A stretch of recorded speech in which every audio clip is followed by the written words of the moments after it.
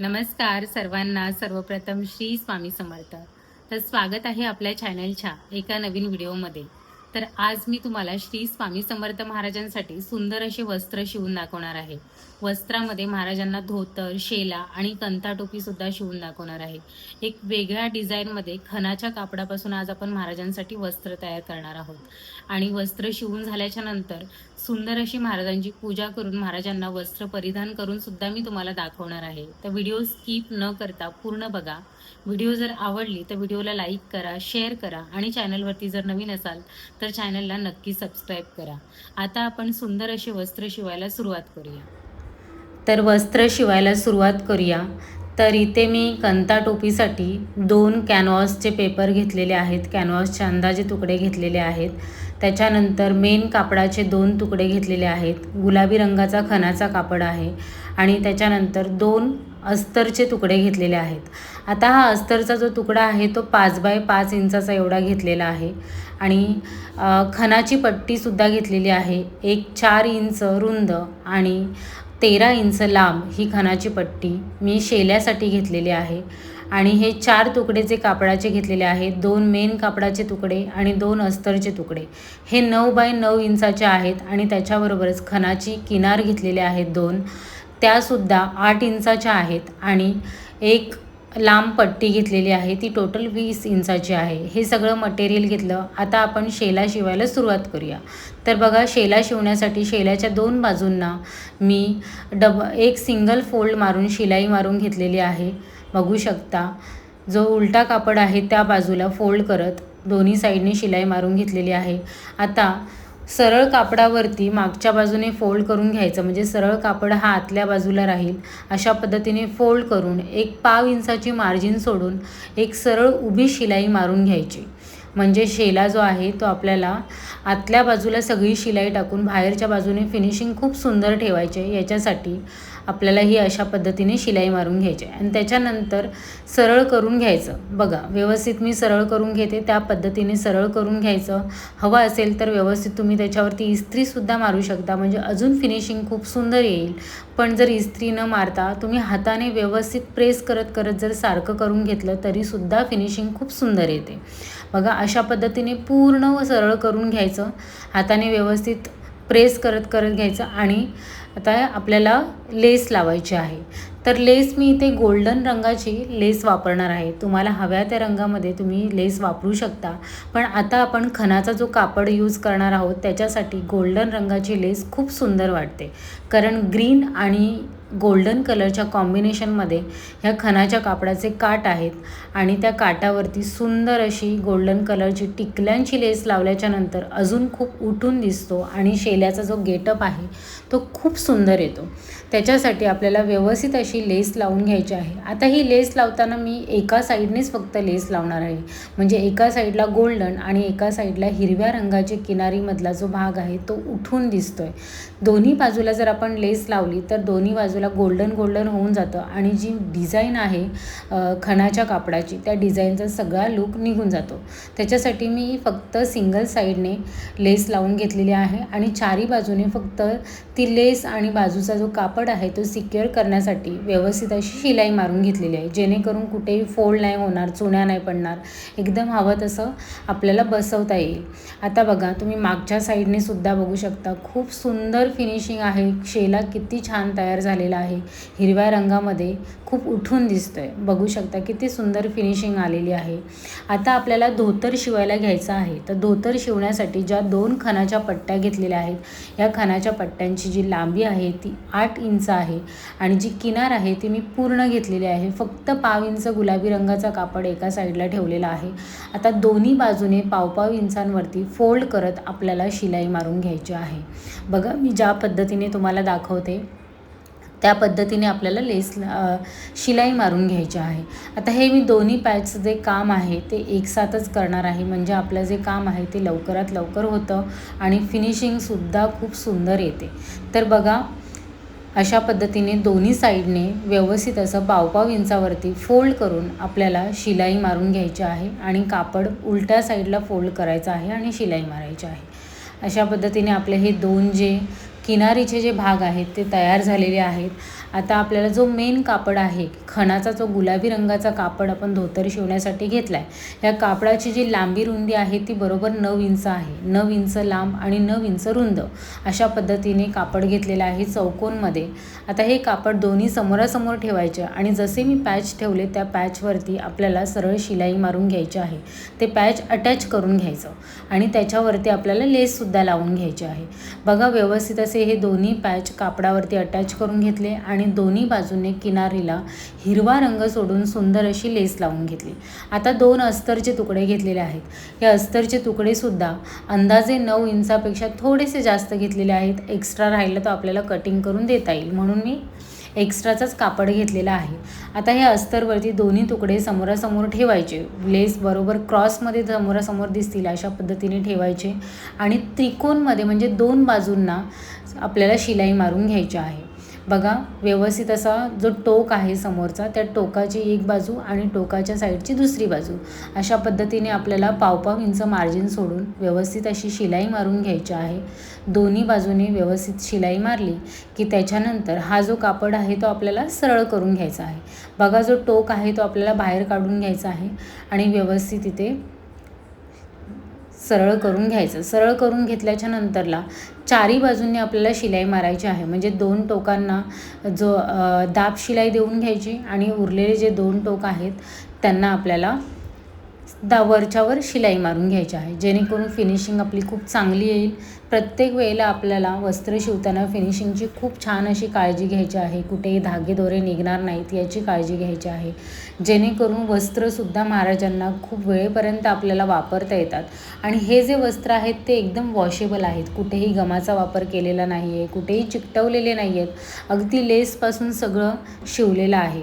आता दुसरा पॅचसुद्धा आपल्याला तसाच रेडी करून घ्यायचा आहे. समोरासमोरचे 2 टोकं बाजूबाजूला आले पाहिजेत अशा पद्धतीने आपल्याला हे घ्यायचं आहे. आता उरलेला जो कापड आहे तो कापड आपल्याला पूर्ण कटिंग करून द्यायचा आहे आणि धागेदोरे वगैरे जर का निघालेले असतील ते सुद्धा आपल्याला कटिंग करून द्यायचे आहेत. बघा, अशा पद्धतीने मी कटिंग करते. दोन्ही पॅचचा जो कापड आहे तो आपल्याला साईडचा कटिंग करून द्यायचा आणि व्यवस्थित असे आपले जे पॅच आहेत ते तयार करायचे आहेत. आता जी 2 टोकं आहे जिथे आपण दाब शिलाई मारली आहे ना, त्या दाब शिलाईवरती 2 बाजूंना आपल्याला लेस लावून घ्यायची आहे. आता सेम लेस जी मी याच्या आधी लेस वापरते तीच लेस मी वापरणार आहे आणि व्यवस्थित अशी दोन्ही बाजूंना आपल्याला ही लेस लावून घ्यायची आहे. बघा, दोन्ही बाजूंना लेस लावून झालेली आहे. खूप सुंदर दिसत आहेत, एकदम छान. कलर कॉम्बिनेशनसुद्धा खूप छान आहे. राणी पिंक कलर आणि ग्रीन कलर असा हा खणाचा कापड आहे, खूप सुंदर दिसतो आहे.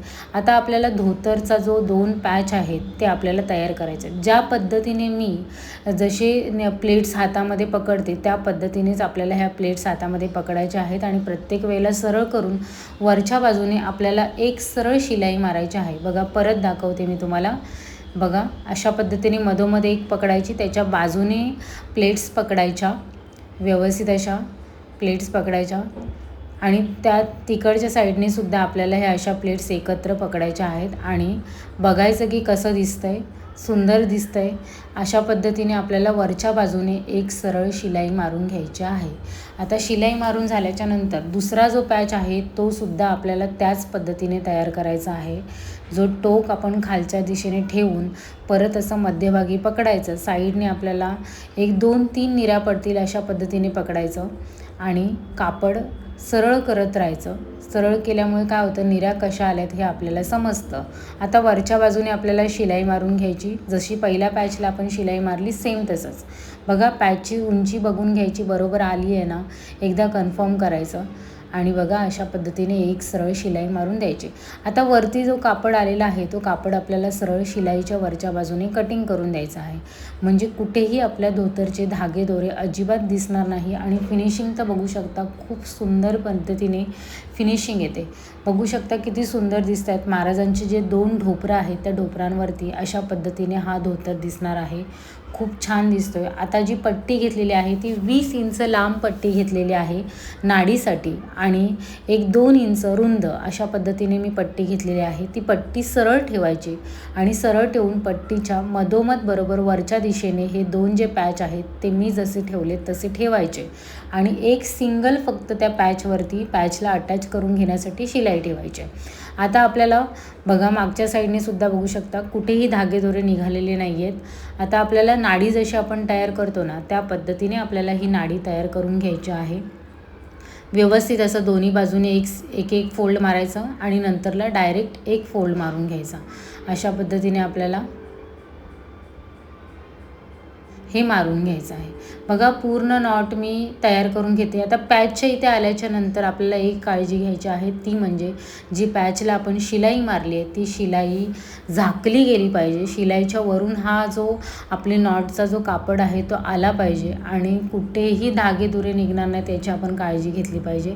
याच्यासाठी व्यवस्थित अशी शिलाई मारून घ्यायची आणि नॉट जो आहे तो शेवटचा तुकडा जो आहे तो सुद्धा आपल्याला व्यवस्थित असा नॉटच्या भागासारखा तयार करून घ्यायचा आहे. आता सिक्युअर करण्यासाठी अजून एक तुम्ही शिलाई मारून घेऊ शकता, पण माझं एका शिलाईमध्येच काम होतं कारण ती फिनिशिंगमध्येच मी शिलाई मारते. कुठेही धागेदोरे निघत नाहीत आणि ती शिलाई जी आहे ती एकदम प्रॉपर आलेली असते. मागच्या साईडने बघू शकता तुम्ही किती सुंदर दिसतोय आणि समोरच्या साईडने सुद्धा खूप सुंदर दिसतोय. आता हा धोतर आपला तयार झालेला आहे. आता आपण कंथा टोपी महाराजांसाठी शिवायला घेऊयात. आज कंथा टोपी मी थोडीशी वेगळ्या पद्धतीमध्ये दाखवणार आहे. ॲक्च्युली ही जी कंथा टोपी आहे ना ती खूप मोठ्या मूर्त्यांसाठी अशी बनवतात. छोट्या मूर्त्यांसाठी कशी दिसते हे आपण आज पहिल्यांदा शिवून बघूयात. मी सुद्धा फर्स्ट टाईमच ट्राय करणार आहे आणि अक्कलकोटच्या महाराजांसाठी किंवा अजून मठांमध्ये महाराजांसाठी अशा पद्धतीच्या कंथा टोपी शिवतात ज्या सरळ असतात आणि नंतर वरती पानाचा आकार घेतलेला असतो. त्या पद्धतीने आपण ही कंथा टोपी शिवणार आहोत. आता कंथा टोपीच्या बऱ्याच व्हिडिओ आपल्या चॅनलवरती अपलोड केलेल्या आहेत. अगदी एकदम डिटेलमध्ये कंथा टोपी कशी शिवायची हे सगळं माप घेऊन डायग्राम काढण्यापासून सगळं डिटेलमध्ये मी सांगितलेलं आहे. ते सुद्धा तुम्ही नक्की बघा.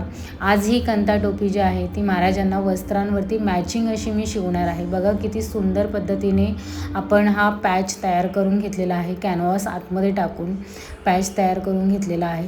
तुम्हाला जर डिटेलमध्ये कंथा टोपीचे व्हिडिओ बघायचे असेल ना तर आपल्या चॅनलवरती अपलोड आहे. वेगवेगळ्या आकारांमध्ये वेगवेगळ्या मापांमध्ये कंथा टोपीच्या व्हिडिओज आपल्या चॅनलवरती अपलोड केलेल्या आहेत. त्या जाऊन तुम्ही नक्की बघा. तिथे तुम्हाला डिटेलमध्ये कळेल की कंथा टोपी कशी शिवायची आणि कोणत्या साईजमध्ये तुम्हाला हवी आहे. कोणत्या मल्हारी टोपी जर हवी असेल तर मल्हारी टोपीसुद्धा कशी शिवायची हे डिटेलमध्ये सांगितलेलं आहे. फेटा कसा शिवायचा किंवा फेटा कसा बनवायचा हे सुद्धा सांगितलेलं आहे. परत अजून पेशवाई पगडी कशी बनवायची ते सुद्धा सांगितलेले आहे. आता पेशवाई पगडीमध्ये बऱ्याच वेळेला आपल्याला पूर्ण पेशवाई पगडी ही चिकटवलेली मिळते, पण मी जी पेशवाई पगडी बनवते ती चिकटवलेली थोडंफार जिथे चिकटवण्याची गरज आहे तिथे चिकटवलेली सुद्धा असते, पण मॅक्झिमम ठिकाणी मी हे शिवणकलेचाच वापर करत असते. म्हणजे जिथे जिथे शिवता येणार आहे आपल्याला तिथे तिथे मी शिवण्याचा प्रयत्न केलेला आहे. अगदी 5 इंचाच्या मूर्तीपासून 7 इंचाच्या मूर्तीपासून ते 12 इंचाच्या मूर्तीपर्यंत सगळ्या टोप्या कशा शिवायच्या ह्या डिटेलमध्ये आपल्या चॅनलवरती व्हिडिओज अपलोड केलेले आहेत. बरेच वस्त्र मी महाराजांना परिधान करूनसुद्धा तुम्हाला दाखवलेले आहेत. ते सुद्धा तुम्ही नक्की बघा. काही कस्टमरच्या ऑर्डर्स असतात तर त्यांना मी ते वस्त्र पाठवते आणि त्यांनी मला फोटो पाठवल्याच्या नंतर मी त्याचे कम्युनिटी पोस्टमध्ये किंवा रीलच्या माध्यमातून मी तुम्हाला फोटो दाखवण्याचा प्रयत्न करत असते. आता बघा मी कंथा टोपीचा हा जो पॅच आहे तो तयार करून घेतलेला आहे. आता जो मेन आहे तो आपल्याला कंथा टोपीचा डायग्राम काढून घ्यायचा आहे. आता 6.2 इंचाचा जो घेर आहे महाराजांच्या डोक्याचा 6.2 इंचाचा घेर आहे त्याचा चौथा भाग काढून घ्यायचा आणि मध्याच्या पुढच्या बाजूला चौथ्या भागावरती टिक मार्क करायची आणि मध्याच्या एका बाजूला चौथ्या भागावरती आपल्याला टिक मार्क करून घ्यायचे आहे. आता टिक मार्क करून घेतल्याच्या नंतर टोपीची उंची आपल्याला घ्यायची आहे. तर बघा 4 इंच मी टोपीची उंची घेतलेली आहे. जिथे आपण घेराचा माप घेतलेला आहे तिथून 1.5 इंचावरती मी सरळ माप घेतलेला आहे आणि जिथे 1.5 इंचाचा पॉईंट काढलेला आहे तिथून हा पानाचा आकार काढलेला आहे. बघा टोपी खूप मोठी होणार आहे, कारण अशा पद्धतीच्या टोप्या ज्या आहेत त्या मोठ्या मोठ्या मूर्त्यांसाठी वापरतात. मी आज फर्स्ट टाईम महाराजांसाठी शिवून बघणार आहे. तर बघा आता इथून सरळ रेष मारून घ्यायची. जे 1.5 इंचावरती आपण पॉईंट काढला होता तिथून आपल्याला सरळ काढून घ्यायचा आहे. आता थोडासा मी जो पानाचा जो आकार आहे तो वाढवत आहे, कारण थोडासा अगदी सरळच वाटत होता म्हणून मी थोडासा वाढवत आहे दोन्ही बाजूंनी थोडासा. आता ही जी स्टेन्सिल आहे ना पट्टी, याच्याने चांगला आकार आपल्याला काढता येतो, दोन्ही बाजूंनी सारखा करता येतो.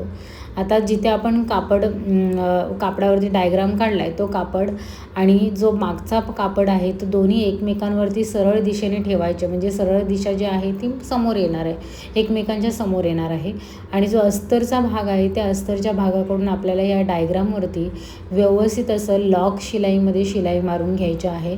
तुम्हाला हवं असेल तर तुम्ही 2 शिलाईसुद्धा मारून घेऊ शकता किंवा 1 शिलाई मारल्याच्या नंतरला बाजूनेसुद्धा अजून 1 शिलाई मारून घेऊ शकता, जेणेकरून फिनिशिंग खूप सुंदर येईल. पण बऱ्याच वेळेला मी असं बघितलं आहे की जर आपण बाजूबाजूला जर 2 शिलाई मारल्या ना तर ती टोपी जेव्हा आपण सरळ करतो ना तेव्हा ती व्यवस्थित सरळ होत नाही, टोक वगैरे बाहेर निघत नाही. त्यामुळे मी जी 1 शिलाई मारते ना तीच व्यवस्थित लॉक शिलाई मारत असते आणि हवं असेल तर त्या लॉक शिलाईवरून मी अजून 1 शिलाई मारते, जेणेकरून खालचा जो आपला फिटिंगचा जो भाग आहे तो निघाला नाही पाहिजे कधीही, कारण हे वॉशेबल आहे, तुम्ही कितीही वेळा वापरू शकता आणि कितीही वेळा धुवू शकता. अगदी तुम्ही रोजच्या रोज महाराजांना वापरून तुम्ही वस्त्र चेंज करताना ते धुतलेत तरीसुद्धा हा कापड खूप चांगला आहे. आपण चांगल्या अस्तरचा वापर केलेला आहे. अशा पद्धतीचे जर का वस्त्र तुम्हाला शिवायला आवडत असेल तर तुम्ही नक्की शिवून बघा. आणि ज्यांना कोणाला अशा वस्त्रांची ऑर्डर करायची असेल तर तुम्ही मला नक्की कॉन्टॅक्ट करू शकता. अगदी 3 इंचापासून ते 11 इंचापर्यंत किंवा 1.5 फुटाच्या, 2 फुटाच्या, 3 फुटाच्या मूर्त्यांचे सगळ्या प्रकारचे वस्त्र मी शिवत असते. फक्त छोट्या ज्या मूर्त्या असतात ना तर त्यांना एकदम असं मोठ्या मोठ्या टोप्या ज्या जशा दाखवतात तसं नाही येतात, त्याची डिटेलिंग खूप कमी येते, कारण एक तर डोक्याचा घेरच खूप कमी असतो आणि त्याच्यामध्ये डिटेलिंग पण कमी बसते. तर बघा जितकी मोठी मूर्ती तितका त्याचा आकार, त्याचा डिटेलिंग खूप छान येतो. पण तरीही सुद्धा 3 इंचाच्या ज्या ताईंकडे 3 इंचाची मूर्ती आहे त्यांनासुद्धा इच्छा असते की चांगल्या चांगल्या डिझाईनचे वस्त्र परिधान करावे महाराजांना. तर मी 3 इंचाच्या मूर्तीसाठी सुद्धा खूप सुंदर सुंदर वस्त्र शिवलेले आहेत, त्याच्या व्हिडिओसुद्धा आपल्या चॅनलवरती लवकरच येणार आहेत. तर बघा सुंदर असे वस्त्र आपले तयार झालेले आहेत. खूप छान अशी कंताटोपी तयार झालेली आहे, शेला तयार झालेला आहे, धोतर तयार झालेलं आहे. आता हे सगळे वस्त्र सुंदर असे महाराजांना मी परिधान करून खूप छान अशी त्यांची पूजा करून मी तुम्हाला दाखवते. तर हे वस्त्र तुम्हाला कसे वाटले हे तुम्ही मला कमेंटमध्ये नक्की सांगा. आणि अशाच पद्धतीचे वस्त्र जर का तुम्हाला ऑर्डर करायचे असतील तर तुम्ही मला नक्की करा. मी तुम्हाला वस्त्र खूप छान पद्धतीने रिझनेबल प्राईसमध्ये मी तुम्हाला शिवून देण्याचा नक्की प्रयत्न करेन. तुम्हाला कोणत्या पॅटर्नमध्ये वस्त्र आवडत असतील तर ते सुद्धा तुम्ही मला पॅटर्न पाठवले तरी तशा पद्धतीचे वस्त्रसुद्धा मी तुम्हाला शिवून देणार आहे. तर बघा वस्त्राचा फायनल लूक बघा किती सुंदर, आणि कलर कॉम्बिनेशन जी आपण मध्ये जी डिझाईन वापरली आहे ती, कंताटोपी, लेस, या सगळ्याने स्वामी एकदम खूप सुंदर दिसत आहेत. स्वामींची पूजा खूप सुंदर प्रकारे झालेली आहे. आज आहे पौर्णिमा आणि पौर्णिमाच्या दिवशी खूप सुंदर अशी महाराजांची पूजा झालेली आहे. तुम्हाला हे वस्त्र कसे वाटले, स्वामींची पूजा कशी वाटली हे मला तुम्ही कमेंट करून नक्की सांगा. तुमची कमेंट खूप माझ्यासाठी महत्त्वाची आहे. आणि व्हिडिओला लाईक करा, शेअर करा. चॅनलवरती नवीन असाल तर चॅनलला नक्की सबस्क्राईब करा. अशाच वेगवेगळ्या प्रकारचे वस्त्रांचे व्हिडिओ मी तुमच्यापर्यंत पोहोचवणार आहे. श्री स्वामी समर्थ. जय जय स्वामी समर्थ.